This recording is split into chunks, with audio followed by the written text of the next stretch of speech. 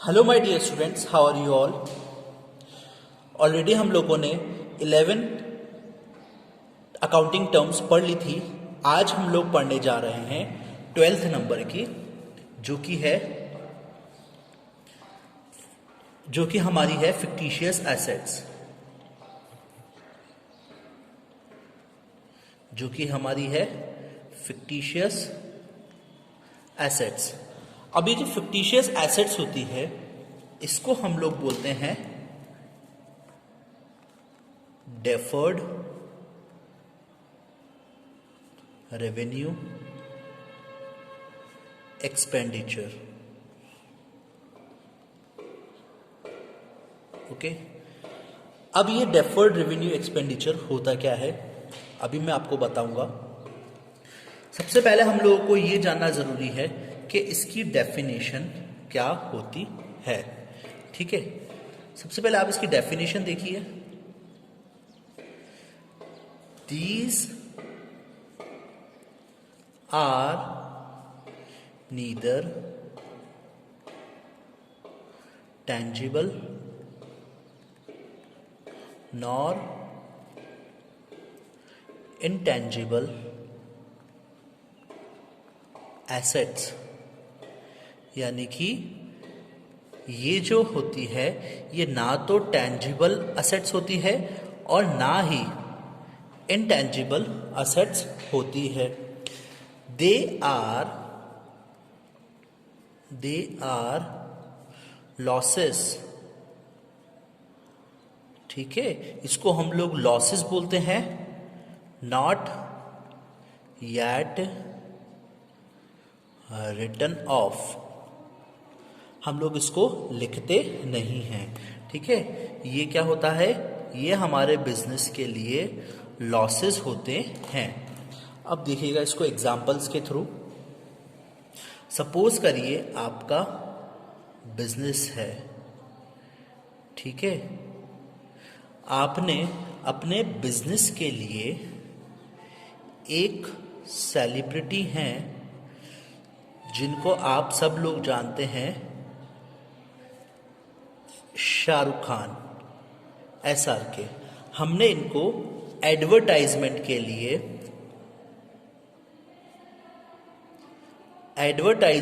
लिए 5 करोड़ रुपए दिए। ठीक है, तो ये क्या हो गया हमारा रेवेन्यू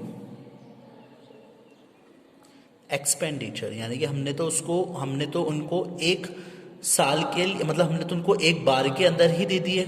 ठीक है ना, एक बार में ही हमने उनको 5 करोड़ रुपए दे दिए।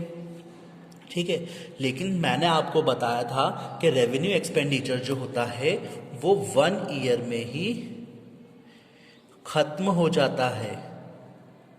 ठीक है, खत्म हो जाता है, लेकिन ये रेवेन्यू एक्सपेंडिचर 1 ईयर में खत्म नहीं होगा, क्योंकि हम जो ये 5 करोड़ रुपए हैं, इन 5 करोड़ रुपयों को अलग अलग 5 सालों में डिफर्ड कर देंगे। ठीक है, हम इनको अलग अलग 5 सालों में डिफर्ड कर देंगे, यानी कि आगे बढ़ा देंगे।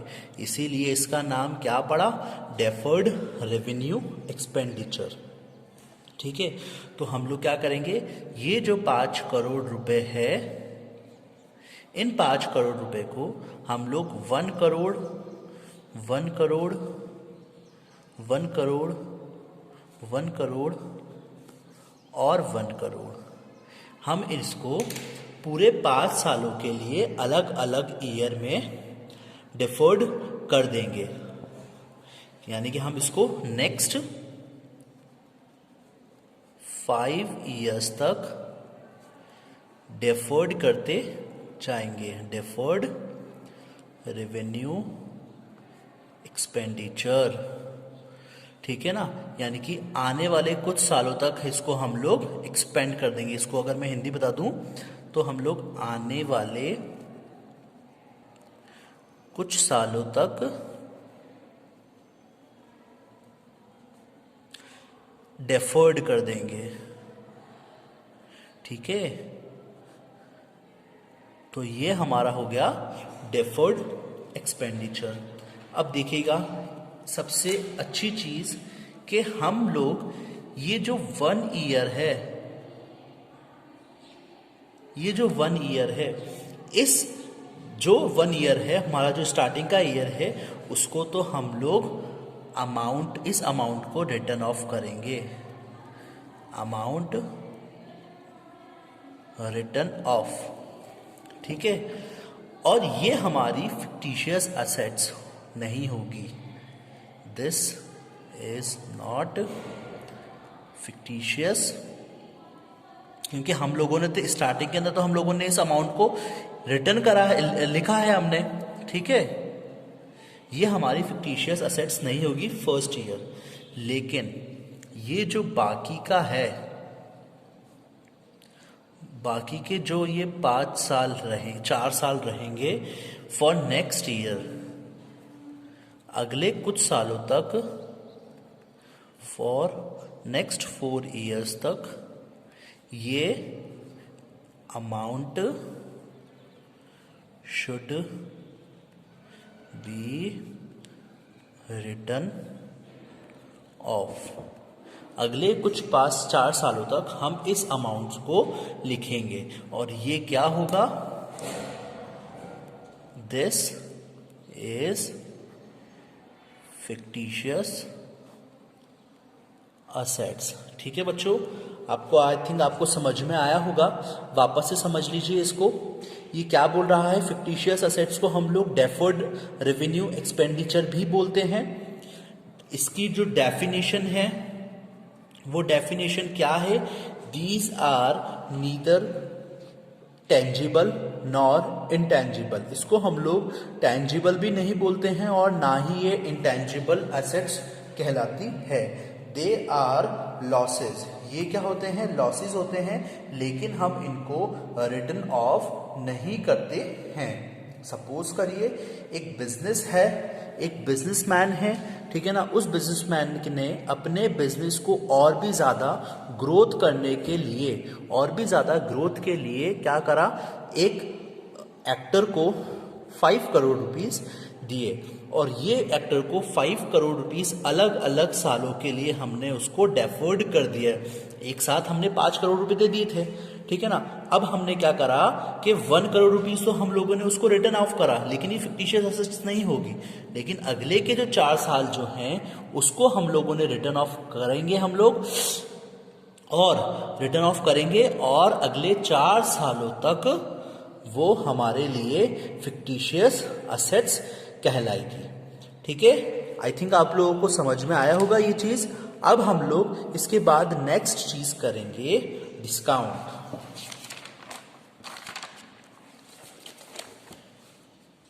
अब हम लोग इसके बाद नेक्स्ट चीज करने जा रहे हैं जो कि है हमारा डिस्काउंट। डिस्काउंट हमारा बहुत इंपॉर्टेंट टर्म है, इसको भी हम लोग अच्छे से समझेंगे।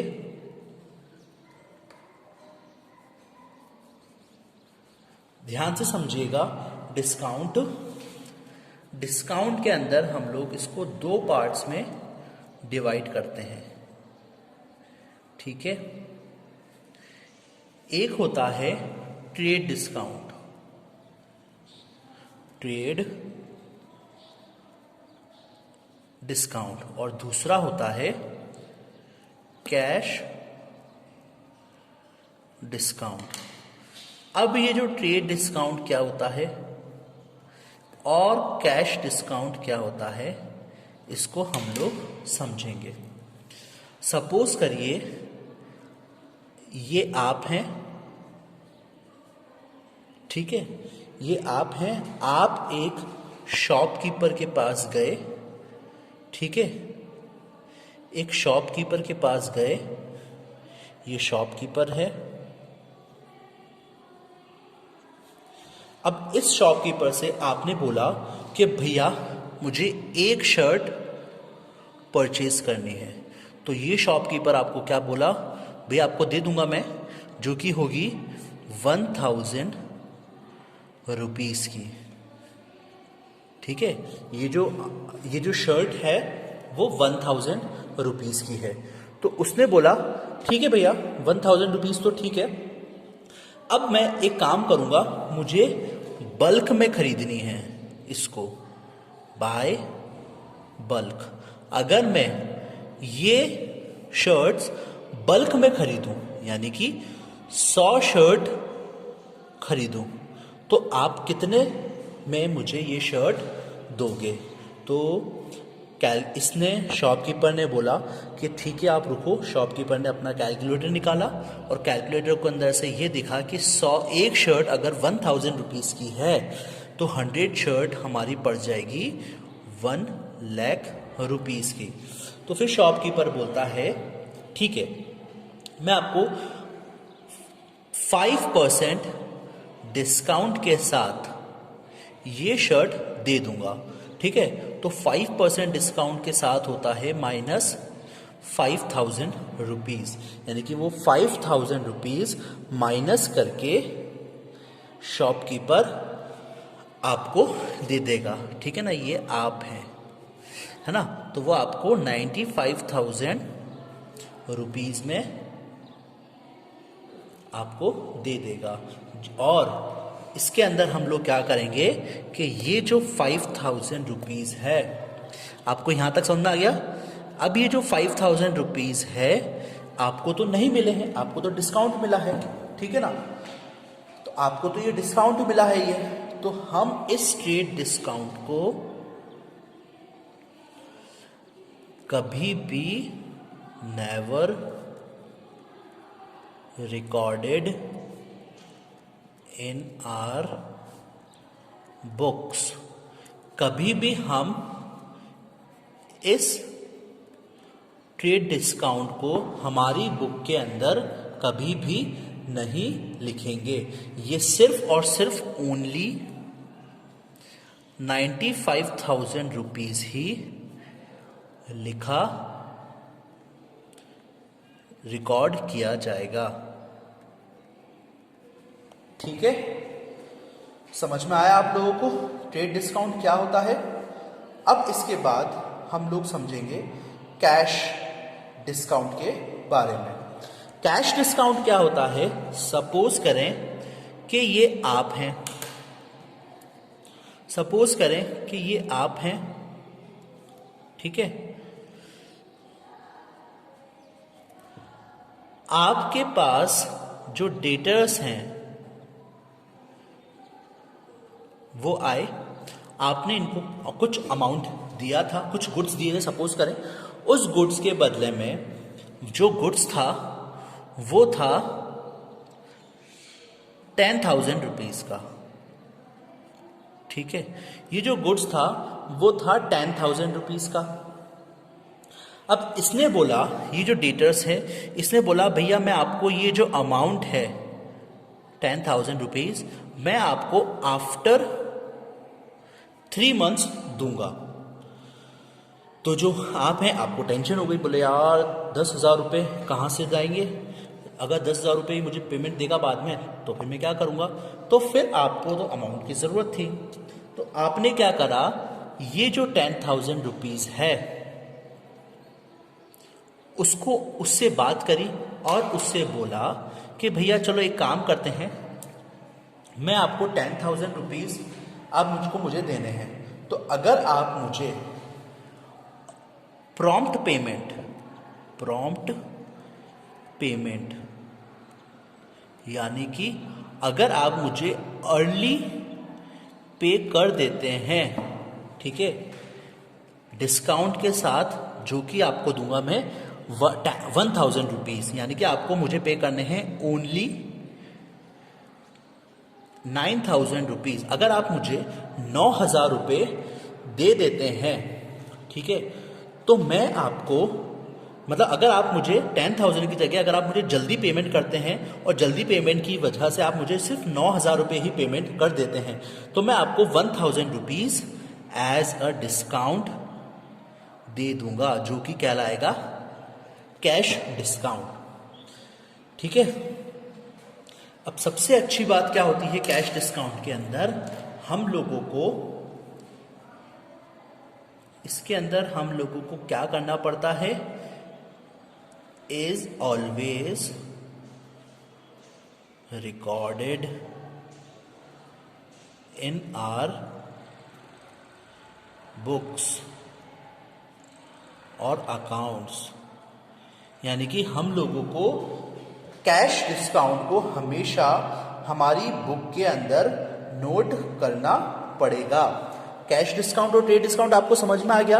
ट्रेड डिस्काउंट वो डिस्काउंट होता है जो कि हम लोगों को इंस्टेंट जो डिस्काउंट दिया जाता है वो होता है सिंपल लैंग्वेज के अंदर ट्रेड डिस्काउंट। और जो कैश डिस्काउंट होता है वो डिस्काउंट क्या होता है, अर्ली पेमेंट की वजह से जो हम लोग अमाउंट मिलता है उसको हम लोग कैश डिस्काउंट बोलते हैं। ट्रेड डिस्काउंट को हम लोग कभी भी रिकॉर्ड नहीं करते हैं हमारी बुक के अंदर, और लेकिन कैश डिस्काउंट को हम लोग हमेशा रिकॉर्ड करते हैं हमारी बुक में। तो बच्चों ये हम लोगों ने कुछ इंपॉर्टेंट टर्म्स पढ़ी हैं, ठीक है। अगर आपको इन टर्म्स में कोई प्रॉब्लम हो तो मुझे व्हाट्सएप करिएगा और मैसेज करके पूछिएगा, ठीक है। तब तक के लिए आप लोग पढ़ते रहिए। Thank you, have a great day.